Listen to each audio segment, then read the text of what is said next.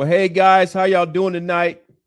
Usually, I usually say that good morning is usually 7 o'clock in the morning, but no, today is 7 o'clock at night.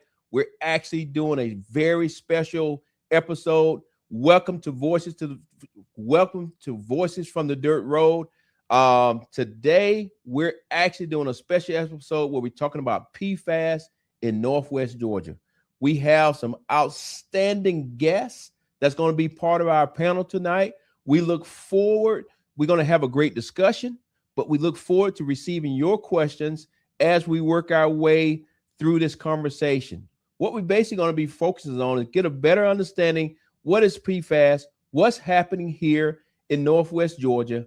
Then on top of that, what's happening at the state level, what could potentially be happening at the federal level, and then what are next steps. So I ask you, I'm welcoming you to the show. I'm very excited about having the show tonight. And as soon as the show is over, we'll make sure that it's posted everywhere. Please share it with your friends, because I think this is a discussion that is a generational type discussion. We got to get our hands around PFAS, and we got to get this thing figured out for our grandkids and grandkids and grandkids and grandkids and grandkids. So we got to get it done. We got to get it fixed. But just again, welcome you to the show.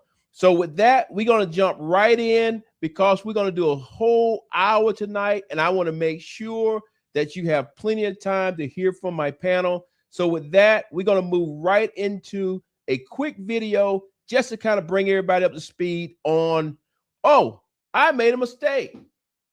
Welcome. Let me step back. As you know, this show is all about agriculture. This is about the rural community. And if you look at the stool there, we talk about row crops, we talk about forestry, we talk about livestock, and we talk about USDA.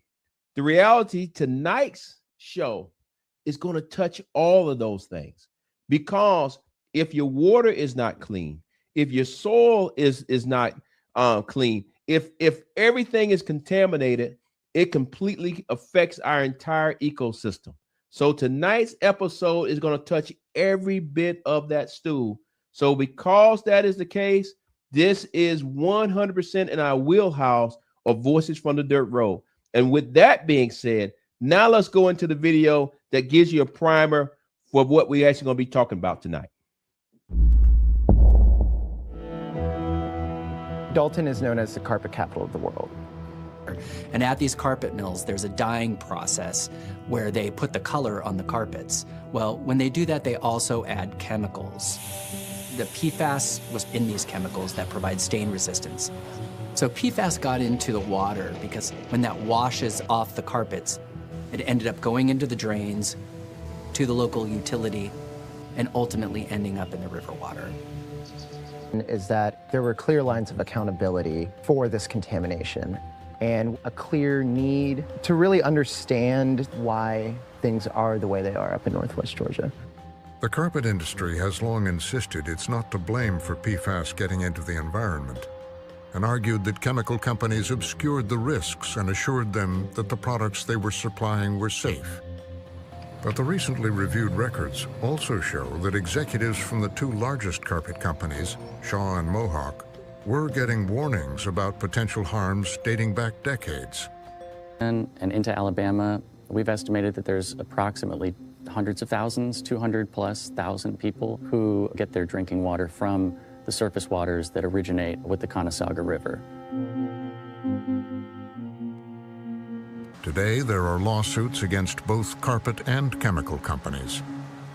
And uncertainty and feelings of betrayal are boiling across the region.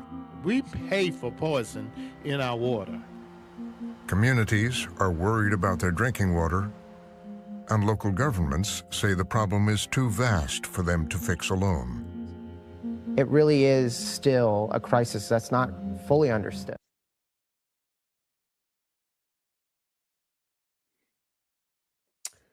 As you can see, this has been going on for quite some time.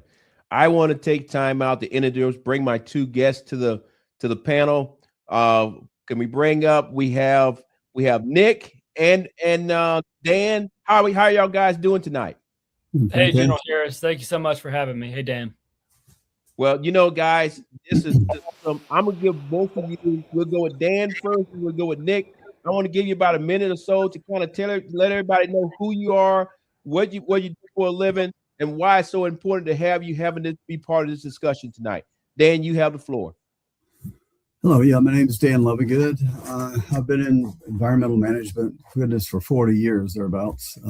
Started out working in mining, went to graduate school, so you can't go anywhere and get your master's degree, so I did. And then I worked for oil and gas industry for Texaco for 6 years.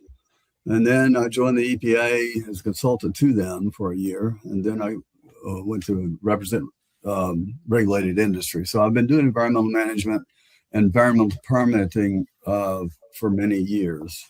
So I've worked in all sorts of capacities. Right now, I'm the regional manager of environment, health, and safety for what is the largest scrap metal recycler in North America. Excellent. And Dan, if I'm not mistaken, you actually live in the Dalton area. I do. I was born and raised here. I left here when I was 19, so I never come back. I came back in 2011, and I'm happy I did. I love the place, and now I really want to help the place, help our home and our people here with this problem that we have. Outstanding. And Dan, thank you for taking the time to be with us tonight. We look forward to having an in-depth discussion. Nick, tell us a little bit about yourself. Thank you so much, General Harris. It's a pleasure to be here tonight. My name is Nick Jackson. I'm one of the attorneys with PFAS Georgia, which is a consortium of several different law firms from across the country that have formed in Northwest Georgia to combat this PFAS contamination issue that the area is experiencing head on. We have partnered with Erin Brockovich. She actually reached out to some of our partner law firms and helped bring us to Dalton in the fall of 2024. Since then, we have made what we feel like is incredible progress, not just from a litigation standpoint, which is obviously one of the main reasons that we're here, but also from an advocacy standpoint, just creating awareness of this issue. Since we came to town, Mohawk has now sued 3M for fraud as it relates to PFAS contamination, and Dalton Utilities actually sued 3M and the two largest corporate citizens of Dalton Utilities, Mohawk and Shaw. And, I'm from Columbus, Georgia, General Harris, and that is basically like Aflac suing the city of Columbus. It is unheard of. And for, the city of Dalton to take action like they did against Mohawk and Shaw, I think there's some pretty damning evidence, which was reflected in the intro video and a lot of other things as well. But pleasure to be here today. Been great getting to know all the people of Northwest Georgia and look forward to being here for many years to come. Well, hey, I want to thank you to the panel also, and you bring a lot of great experience. You don't have to call me General Harris. You can just call me Sean. I'm retired now. But I used to be stationed down there in Columbus, Georgia. So I know a lot about Columbus, Georgia. And one thing I can say about Columbus, Georgia, no matter what you want to do, you go downtown Columbus, you definitely going to run into somebody from Fort Benning, guaranteed. It's the military town kid in me. I can't kick it. So the General Harris thing, you may just have to forgive me for the rest of the night. All right. Well, hey guys, I'm glad that we got you on here because this is very important, very serious. Just to right off the bat, can one of y'all guys just kind of tell people, we say PFAS, but what does that actually stand for, so that the person and the conversation I want to have tonight is a conversation that not where we at the PhD level. I want to have it at a layman's terms so that just the everyday person in Northwest Georgia can now get a better understanding. Hey, when they say PFAS, what does that actually mean? And then on top of that, where are we currently at when it comes to this particular issue that we're talking about when it comes to for what I would call a forever chemical. Dan, do you want to take that? Yeah. So, PFAS is an acronym for perfluoroalkyl substances, which covers a whole broad list of things, perfluorooctane sulfonates and all these other things, but there's up to maybe 6,000, maybe 15,000 chemicals that are in this class. And these substances were used all the way back to the 1938, but to use to condition fabrics and to provide a waterproof nature to the fabric, ease to iron, ease to also nonstick surfaces, due to the unique nature of these molecules. I won't go into PhD level stuff, but think of carbon. We know what that element is, and we know what fluorine is, right? These things, what you have is these large molecules with lots of fluorines and lots of carbons. They don't break down, and so hence the moniker "forever chemicals." Okay, and so this has been going on in Northwest Georgia for a long time, but I think I just need to ask this question because it came to me earlier today. Is this just a Northwest Georgia issue? I see where some things are happening over in Alabama, but I hear people talk about Rome, Georgia, but does it actually go further than Rome, Georgia? Yeah, yes. No, this is not a Northwest Georgia issue. Now, the problem in Northwest Georgia is very unique. One of only, a handful of places in the country that has a problem this severe, and that's because of the industry. And what I tell people is, once you have stain-resistant carpet, you have Scotchgard carpet, you don't then say, "Give me the stuff that stains easily," right? You're going to keep the stain-resistant carpet, and that's going to be what you're going to use, for the foreseeable future. And so, in the late '80s, early '90s, stain-resistant carpet was taking off, and this chemical was used on a wide-scale basis in Northwest Georgia. So it's not a problem that is, just centric to this area. Sean, I believe you're from Blakely, Georgia, that area. I represent the city of Blakely in a class action for PFAS, right? Wow. There are, numerous cities across Georgia that also have similar issues, but largely is industry specific. So Northwest Georgia is just truly catastrophic with the levels of contamination. But it's not just a Dalton problem. It's not just a Rome problem. But because of the watershed in Northwest Georgia and how many people that it supplies, this problem goes all the way down the Coosa River Basin into the Gulf of Mexico. So it potentially could impact millions of lives along that route. Wow. That's amazing, unique about this just briefly about this river system. It's the most biologically diverse riverine system in all of North America, and one of the largest in the world in terms of uniqueness, in terms of biodiversity of species. Yeah, that's amazing. Being from Blakely, Georgia, Early County, I had never even heard that we was having a PFAS issue. It was only here when I came to Northwest Georgia. So I think it's probably a lot of people don't even realize it's a problem because it's not talked about every day. Can you put that question back up there on the stage, please?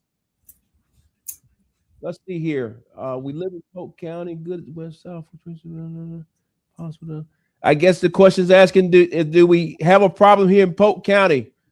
It's very likely. I can't recall off the top of my head the extent of our testing in Polk County, but with it being just south of Floyd County, it's very likely. Another way that PFAS chemicals ended up into local water tables through biosolids.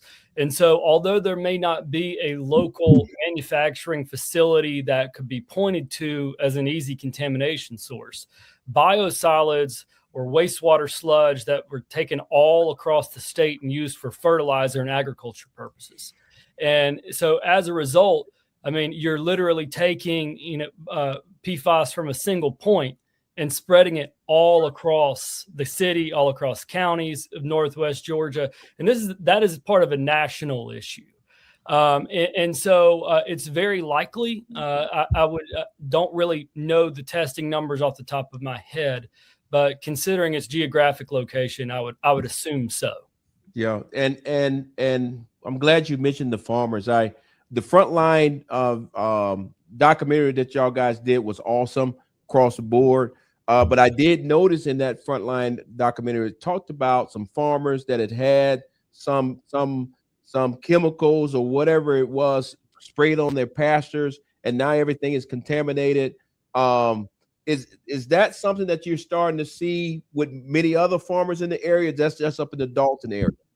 No, that's something that was used on a wide scale basis across, the country, and it was an easy way to dispose of a waste product, and do so at a cheap cost for fertilizer for farmers, but also a different revenue stream for counties and municipalities.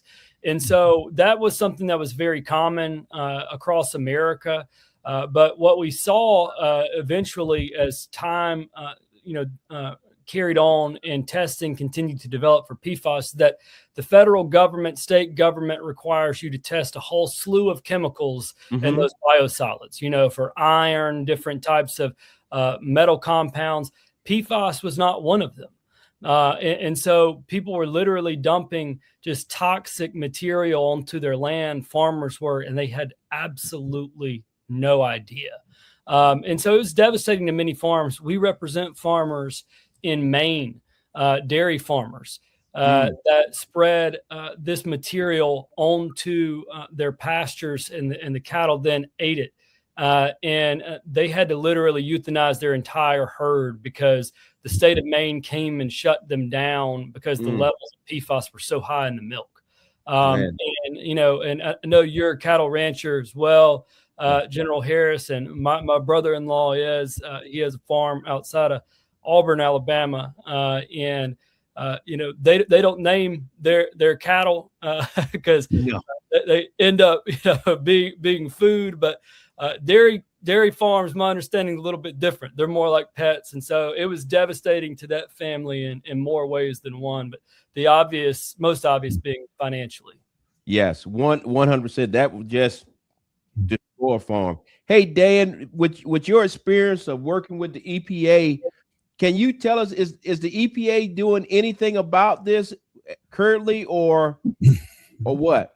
No, no. It seems to be their powers seem to be stripped back some. So the intended thing, correct me if I'm wrong there, but the intent was to reach the maximum contaminant level goal of 0, and lower it to in parts per quadrillion instead of parts per trillion. So not really, no. So they've reeled back a lot of the intended laws that were and new rules that were established during the Biden administration. Is what we're seeing, that the EPA administrator is reeling back these laws. So, when I first heard about this thing, I'll digress a minute, but this was, I was at Corps of Engineers permitting some industrial properties for my clients down in Sandersville. I guess I've got the notoriety or infamy or whatever of permitting the last coal-fired power plant in the United States. It never be built. It was Plant Washington. But what happened was I was coming back and I was listening to the radio back to Atlanta, and Georgia Public Radio had this documentary on PFAS, and I was just shocked. My jaw was dropping. It was about my hometown. I get back to my consulting firm. Then it was MacPac. Now it was the old law group. I said, went to the chief engineer's office, and I said, well, what is this PFAS thing? He said, close the door. So we've been representing Carpet and Rug Institute for many years to prevent this from being regulated chemicals. I was shocked. I'm still shocked. That conversation, and I wasn't bound to any confidentiality agreement at that regarding that, but that goes back to decades, obviously, of them, the carpet industry, knowing about this.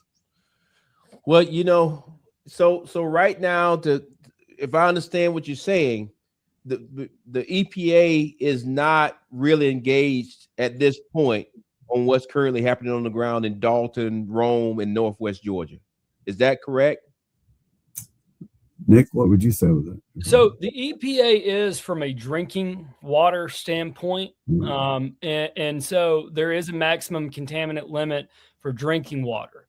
Now it's 4 parts per trillion for drinking water only. That is something that almost, no city, municipality, county, can comply with in Northwest Georgia. It's virtually impossible for them to comply with that.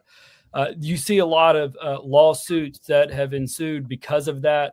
The City of Rome lawsuit, which recovered hundreds of millions of dollars for the City of Rome so they could get a new drinking water system. That was actually before any of these contamination limits were in place. Yes, I've read about that particular case. So they actually right now, if not to cut you off, I apologize, but if I got it right now, they're actually building that facility basically right downtown by the river there. No, it's going to be a state-of-the-art facility. Andy Davis is the city attorney for the City of Rome, and he really did an incredible job on behalf of the citizens of Rome steering that litigation. But I will say the EPA has rolled back a lot of industrial restrictions on PFAS under the Trump administration. Now, the first Trump administration kind of set forth this initial drinking water contaminant limit, and then the Biden administration further restricted that. The drinking water limit has remained in place under the current Trump administration, but for industrial users, that some of those restrictions have been rolled back.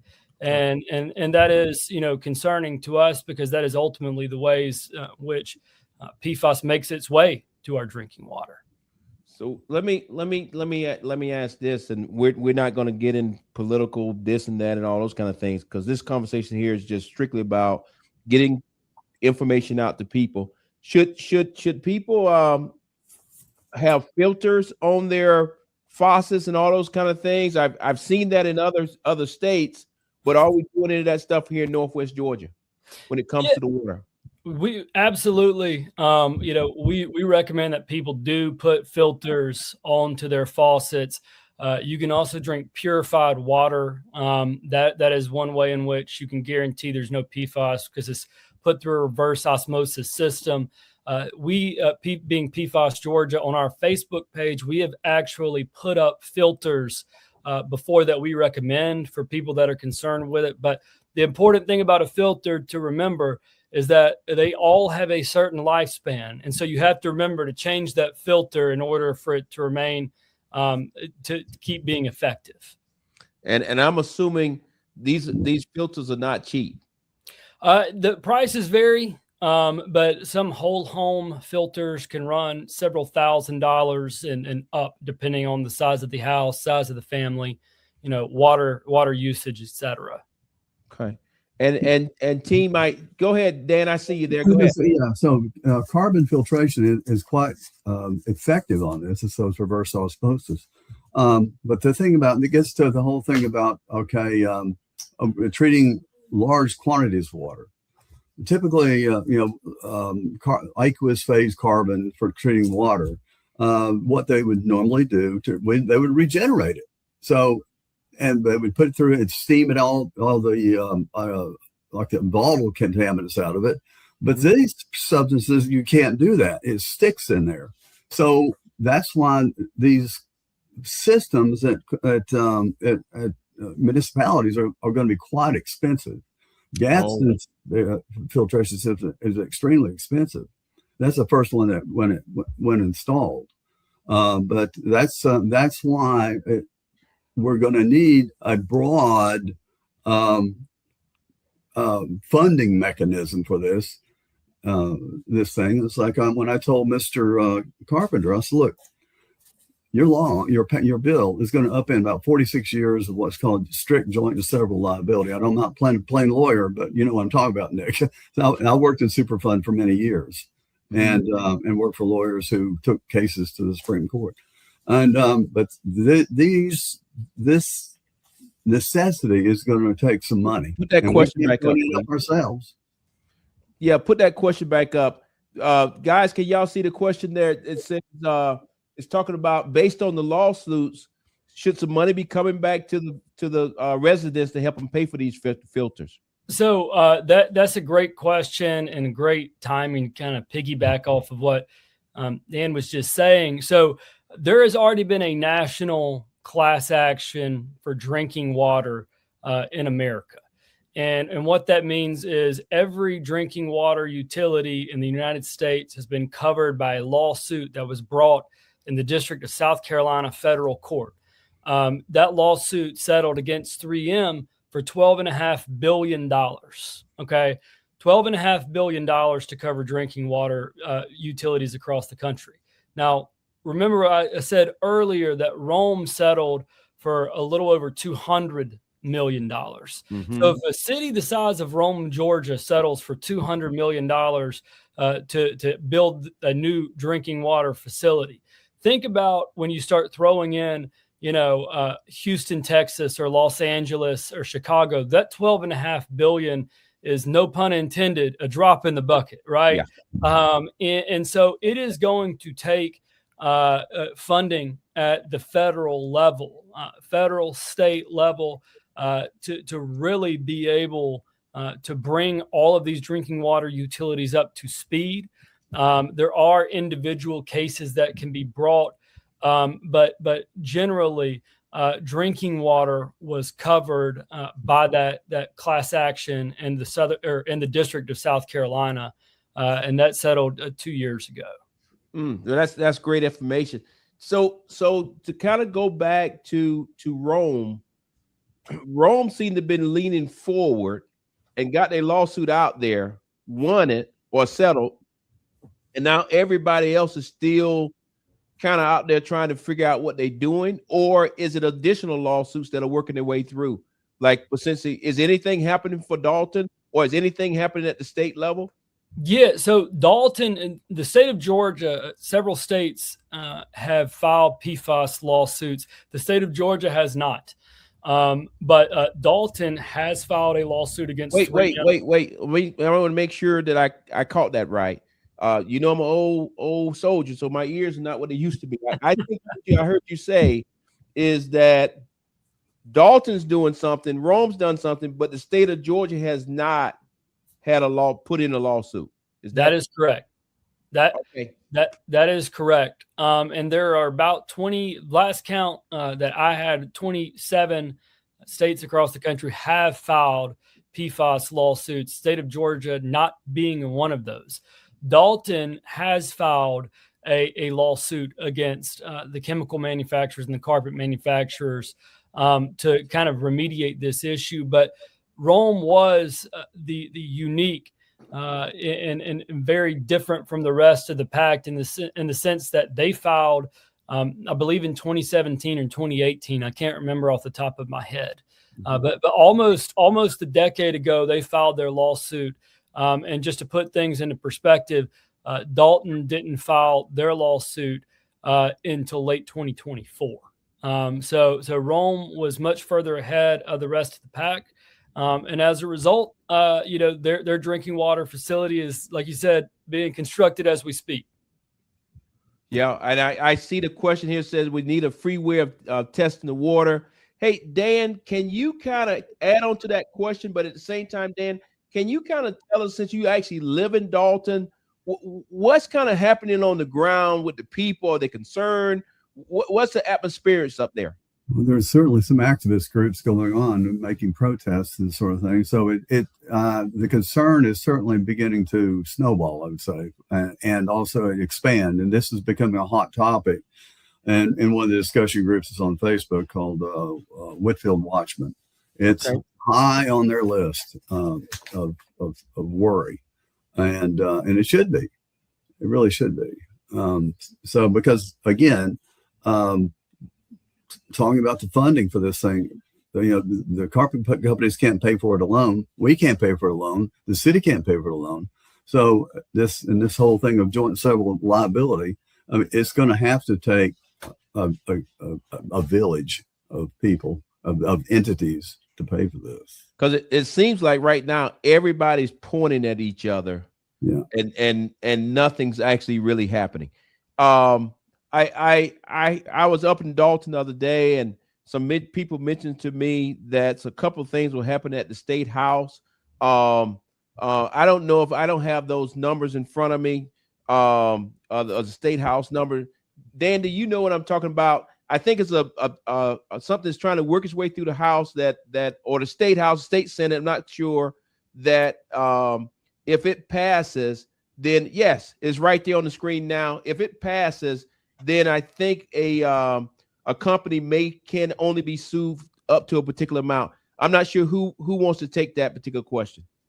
Nick, you want to take that? Yeah, I'm happy to take it.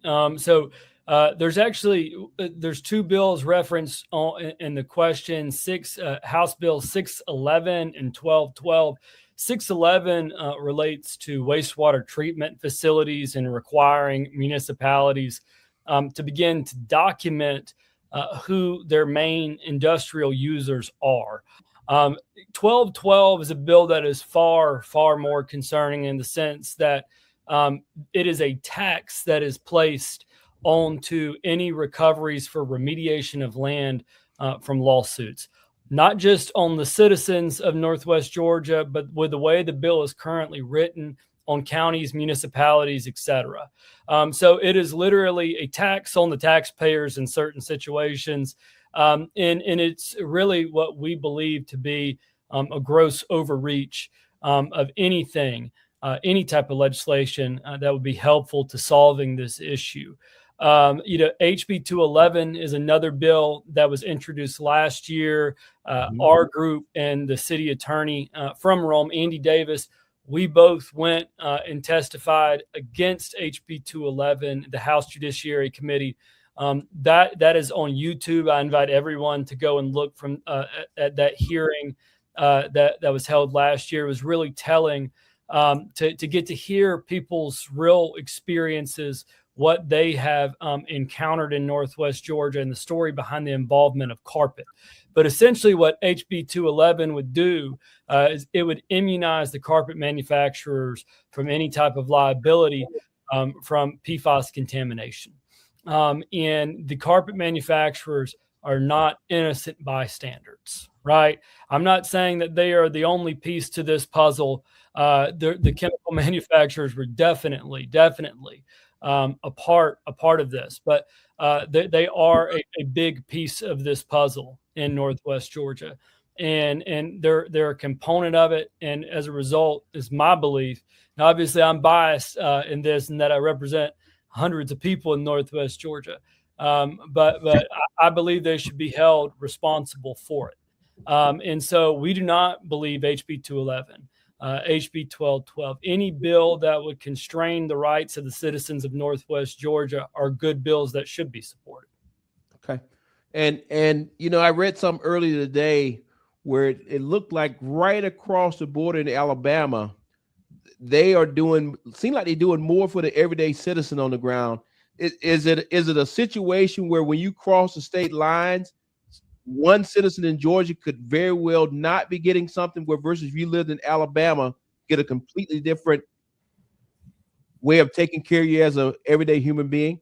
Well, it's possible, but there's so many factors that play into that. The legal system in Alabama is much, much tougher when it comes to being able to recover for PFAS. Okay.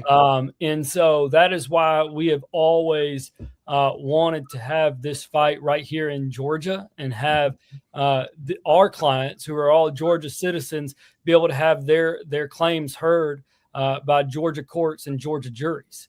And so that's something that's always been very important to us. But from a legislative standpoint, things are continuing to develop rather quickly, not just in Georgia, but across the country, and Alabama being part of that as well. Okay. And let's step back just for a quick second.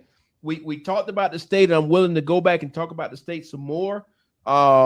Is it anything that's happening at the federal level? Is Congress doing anything to address this? So there is a bipartisan congressional committee that has been formed to investigate PFAS.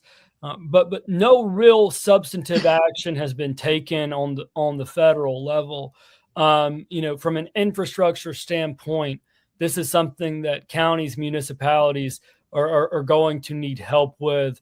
if they're going to ever come close to complying with that 4 parts per trillion maximum contamination limit. And 4 parts per trillion, just so easy point of reference, that's the equivalent of 4 grains of sand in a bathtub full of sand, right? It's not that much. And so it is very, very hard for most counties and municipalities to comply with that. From an agricultural standpoint, I referenced earlier the Maine situation. That's a real life story that members of our legal team have encountered. And so I believe as you start to, peel back the layers of the onion, there are going to be issue after issue that need to be addressed at the state, local, federal level, and as a consumer on an individual level. Importantly, we're starting to see some consumer goods now that have PFAS-free labels. And one way to get manufacturers to stop using PFAS is to stop buying goods with PFAS in it. And so there are small things that every person can do, but from a federal government standpoint, over the course of the next decade, 2 decades, and even 3 or 4, is probably going to require a lot of time, effort, and unfortunately money to fix this problem. Yeah, and at the federal level, with the farm bill still being worked and it touching agriculture so much, that may be an area that we can put some things into to try to address this issue. We'll see how that plays out. I see the question there. It says military bases well around the Air Force. Yeah, I would tell you my experience with PFAS. I've seen it in Michigan. I've seen it some other places. But specifically, when I think of PFAS, it was always on a military base, and it was connected to our firefighters. And that's why so many of our veterans that were firefighters actually have some kind of disability from actually because they were putting PFAS on the fire. So, Dan, can you talk a little bit about that from a scientific point of view? Yeah. So it's again, it's a good fire retardant material, and not only was it used for firefighting foam, like our aqueous film forming foam is what it was called, but it's also was also applied to flame retardant clothing. When I worked for Texaco, I worked on oil rigs. So as a geologist, I had my fireproof clothes, and those were saturated with PFAS so that you could identify the body at the funeral or whatever, but in case something exploded. But again, that's what there have been tests on firefighters who wear flame retardant clothing, and they were able to, they believe it penetrated through the skin into their bloodstream. So. Yeah, I clearly remember running around in Afghanistan on certain missions, and depending on what we was doing, we actually had uniforms on that were fire retardant, and you would sweat like I don't know what in that thing, and we'll just leave it at that. So you live and learn. We got another question there. Will it become another Superfund sign? Well, Superfund is kind of diminished now, right? There's no fund going into it. But the whole, I don't want to speak out of turn, but the whole premise of Comprehensive Environmental Response Compensation and Liability Act, aka Superfund, was to ensure that the polluters pay.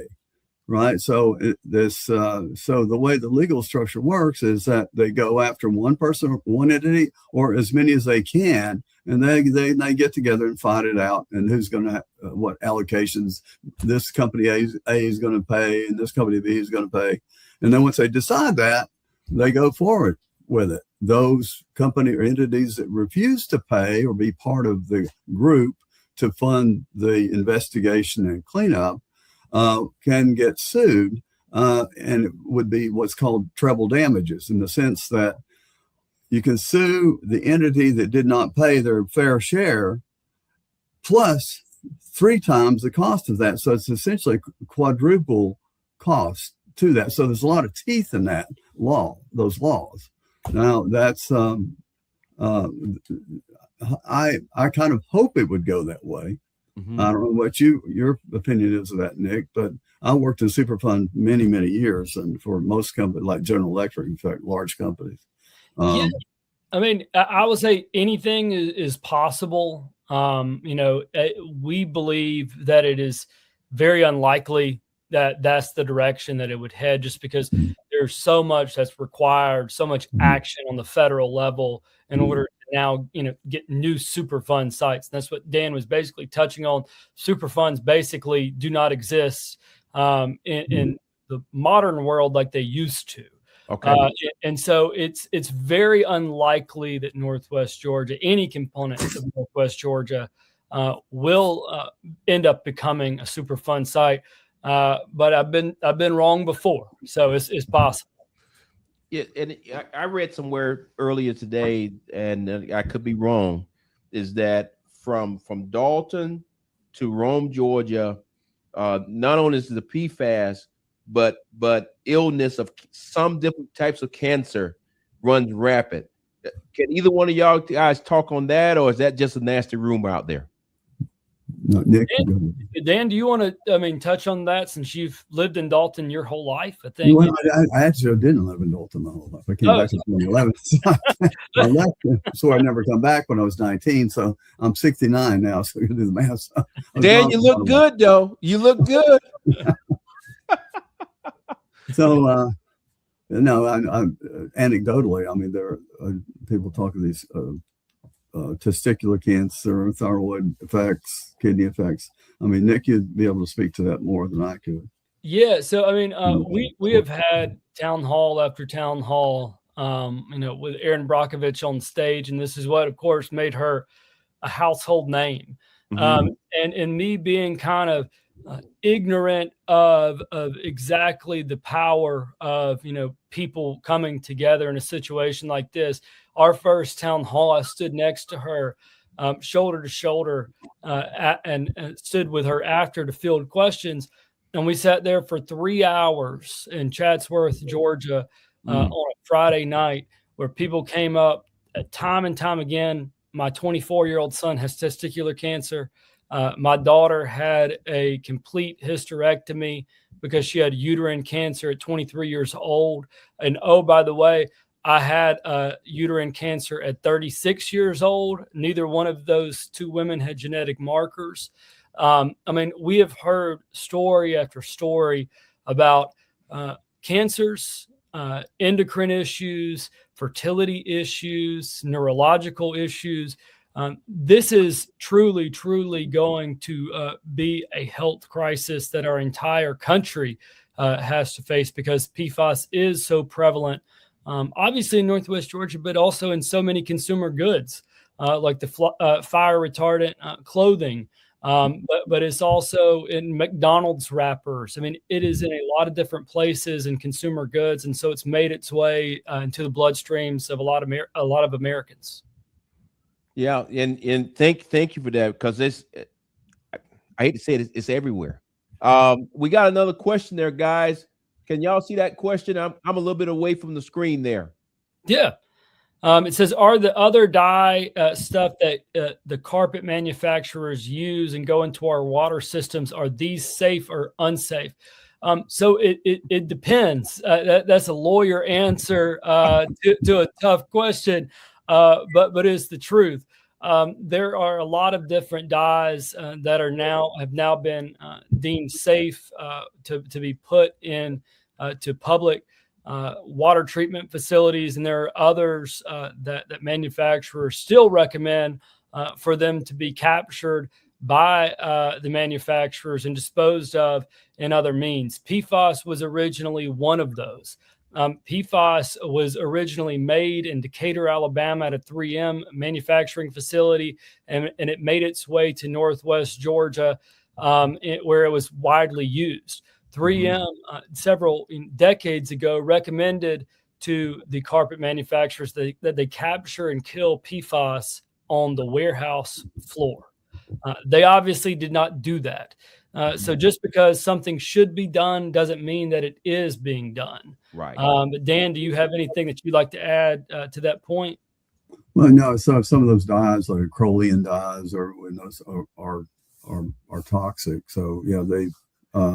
I was looking up today the toxic release inventory for 2024, and so a lot of dyestuffs are listed of those in the toxic release inventories.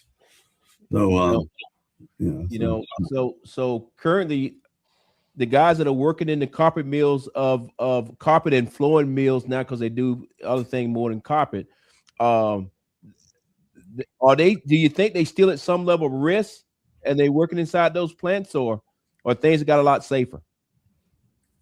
I mean, I think they're still at some level of risk. Obviously, this is a very harsh chemical, but it's not the only chemical that they're being exposed to in those manufacturing facilities. But it's also safe to say at one point that number one, carpet has in some ways been good for Northwest Georgia, and I'm not ignorant of that either, right? No. At one point, Dalton had the highest number of millionaires per capita of anywhere in the United States of America. That is something that city of Dalton, residents of Northwest Georgia should be proud of. But it shouldn't be done on the backs of other people that are just stepped on and neglected as well. And that's the important component of this. And so I'm sure people are still exposed to toxic chemicals in the carpet manufacturing process. The carpet manufacturers today largely claim that they no longer use PFAS in their manufacturing. But I'm sure there are other chemicals that they are exposed to as well. Well, hey guys, we've been going for 47 minutes. Great conversation. I just want to ask the team behind us, is there any more questions that we got from the audience? Because we're going to close this thing out at 1 hour. That's what we all agreed to. But is there any more questions from our groups that's following us out there? Yeah, here go another question there. What are we doing for our communities? Well, speaking for me, I represent several counties in Northwest Georgia, Gordon County, Murray County, Catoosa County, for their landfills. So that's a direct thing that I'm doing. But the indirect implications of what our group has done in PFAS Georgia is the thing that I'm most proud of, because this right here, having conversations like this, this is what the residents of Northwest Georgia can do to start to take a step in the right direction. It will take every single one of us the rest of our lives to fix this problem. But having tough conversations, that's the start. That's the beginning. And so I think, I'm proud to be a part of this conversation here tonight. I want to thank you both for taking the time, to invite me to come here. But that is one of the most important things that we can all be doing. Yeah.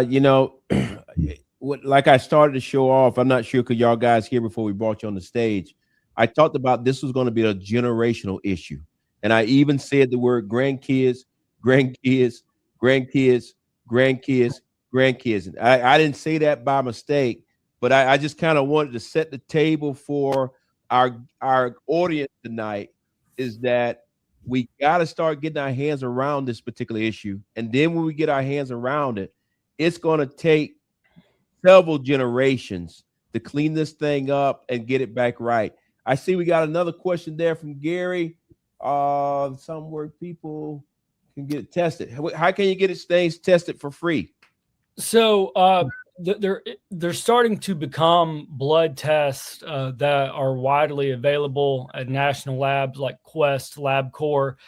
Those do cost money. Emory, about $200, $300, per test. I'm not sure on how much of a wide scale basis or private insurance companies starting to pay for this. It would make sense for them to, because it would probably help diagnose a lot of the issues these people are having.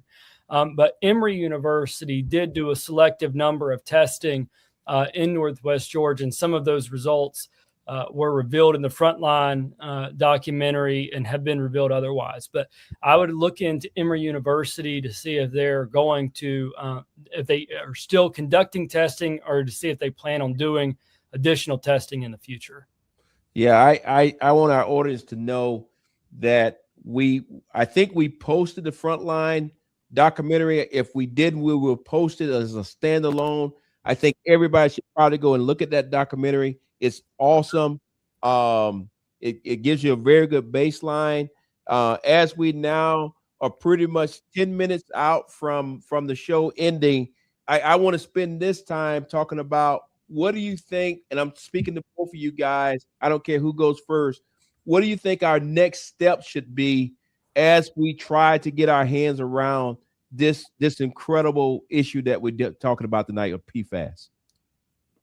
I think we're going to have more community involvement. We just have to make certain the community is as educated on this matter as possible. And I think we're trying to do that. The groups I'm working with, Carmen Schuler for one, and the people with the FAM group. So that's happening, and it's growing.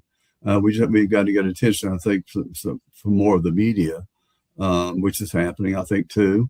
I've seen Chattanooga Times Free Press and the television stations in Chattanooga are becoming more aware of this.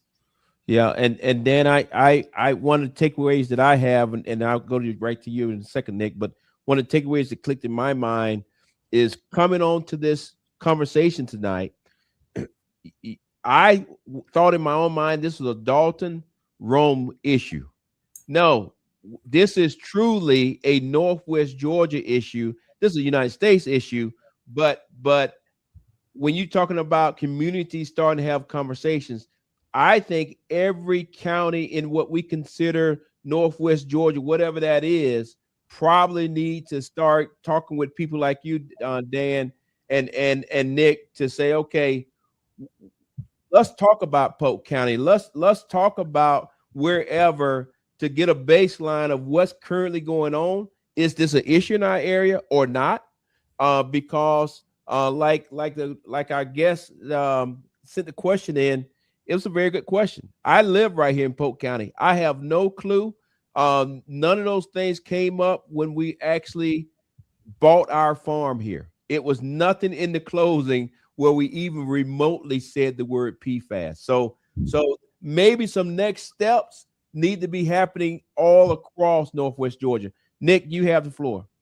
Yeah, no, I think the first step is advocacy on whatever that means for the individual that is advocating for this PFAS issue.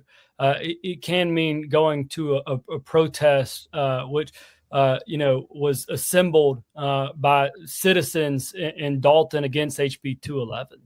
And I had no knowledge of that until I saw it on Facebook, and I just what a cool thing for people to do, to speak out against what they feel like is something that is wrong. And starting with steps like that is obviously the first thing, but it's also going to take action at the state, federal, local level to make sure that we can or we are best equipped to combat this issue. But importantly, it's going to take action on the individual level of being an informed consumer, of trying to avoid PFAS when possible, and just having these informed discussions with our families so that everyone can be aware of this chemical, how harmful it is, and the health impacts that can come from it. Yeah, you're exactly right. And guys, I would tell you, when we decided to do this special tonight, I had no idea how much information that we would put out. It's just been incredible. I think in the future, it seems like we need to have a second one where we talk to the medical doctors. We talk to somebody else.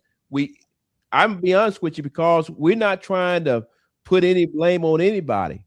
I would love to have the companies come in one night and kind of tell their side of the story of how we got to where we are, because at the end of the day, until we can get the whole story out there. I'm not the lawyer guy, but until we get the whole story out there, it's going to be very hard for us to come up with a solution of how we get it done. I see one other question there. It talks about, I think, food and something else.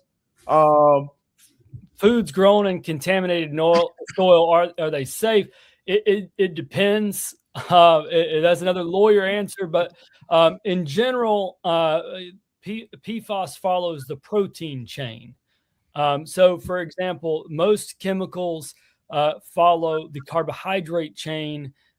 In plants, PFAS follows the protein chain, meaning you're generally not going to find high amounts of PFAS in potatoes, very starchy types of crops, or corn, but you will find PFAS in foods that are more dense in protein, like collards, for example, real leafy greens, but of course, poultry, cattle, those types of things. Correct. And here in Northwest Georgia, when it comes to our agriculture, the top two is poultry and cattle. So this is definitely a conversation that we need to continue to have. We're getting close to just about 1 hour, but I don't want us to rush off.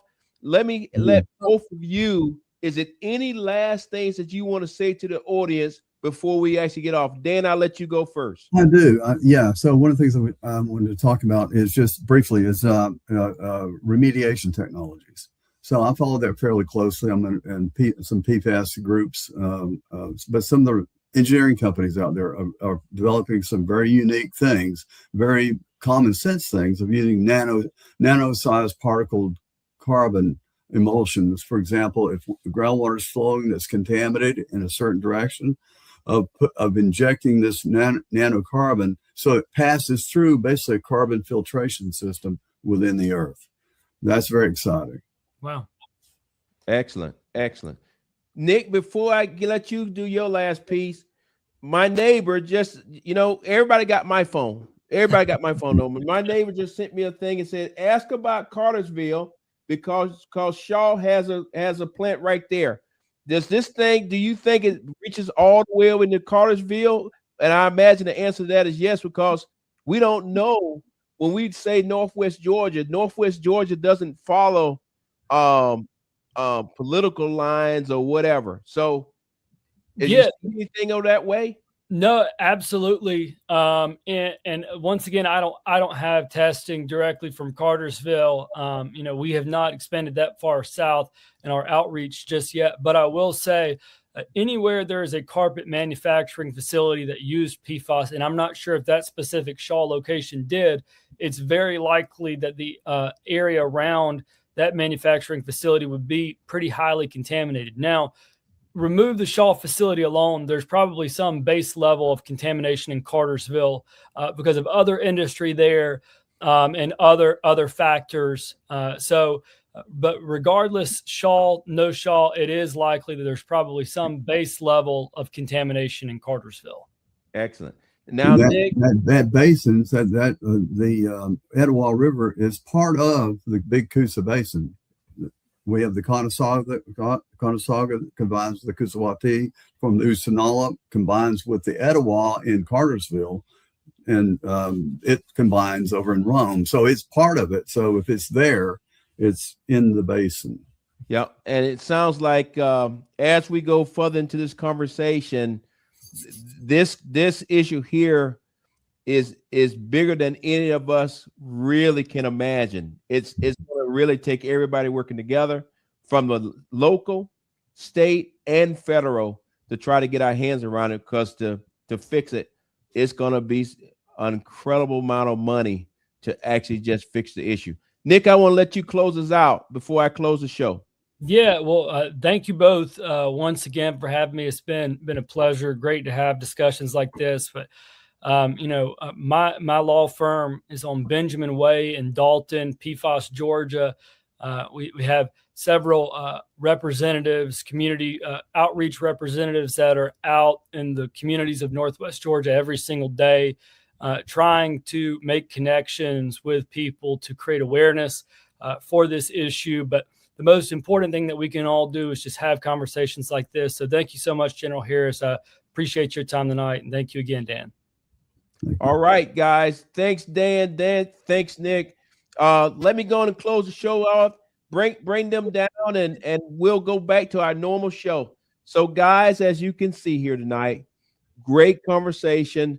This issue is not going to be easy. It's not going to be something we're just going to snap our fingers and fix. I think we got to have a lot more conversation to get an understanding of what is PFAS. But on top of that, how do you fix it?